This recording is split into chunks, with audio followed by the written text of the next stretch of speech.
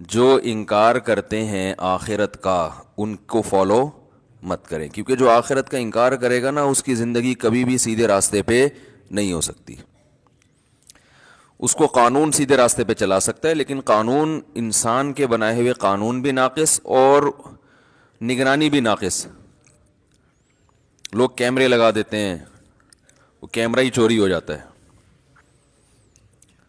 تو اس لیے جب تک اللہ کا خوف نہیں ہو، آخرت میں جواب کا خوف نہیں ہو، تو انسان سیدھے راستے پہ چل ہی نہیں سکتا، ناممکن ہے یہ۔ وہ مشہور واقعہ ہے نا، ایک تو بیان شروع ہی واقعات سے ہو جاتا ہے، تو یہ پھر کیا کریں۔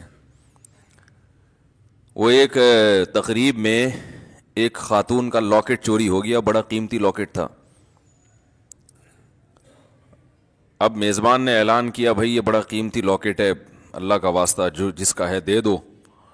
لوگوں نے کہا ایسے تو جو بھی دے گا وہ پکڑا جائے گا،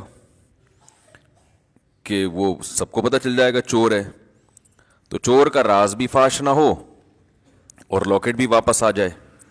اس کا طریقہ یہ کہ لائٹ بجھا دو، خوبصورت سا پیالہ رکھو، بھائی جس نے لاکٹ چرایا ہے اس کو اللہ کا واسطہ دو، بولے بھائی چپکے سے اس میں ڈال دو، کسی کو پتہ بھی نہیں چلے گا، لاکٹ بھی آ جائے گا۔ لائٹ آف کر دی گئی، پہلے تو ڈرایا گیا، سمجھایا گیا، رونا دھونا کیا گیا، بھائی اللہ، خیال تھا ترس آ جائے گا چور کو۔ تو لائٹ بجھا دی گئی، لائٹ کھولا تو دیکھا پیالہ بھی غائب ہے۔ صحیح، لائٹ آن کی تو دیکھا کہ پیالہ بھی غائب ہے۔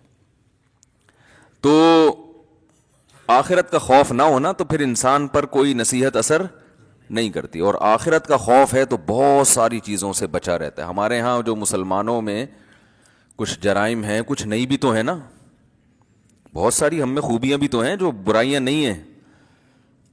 وہ کیوں نہیں ہے؟ آخرت کا خوف، ڈر ہوتا ہے یار، جانا تو ہے نا قبر میں۔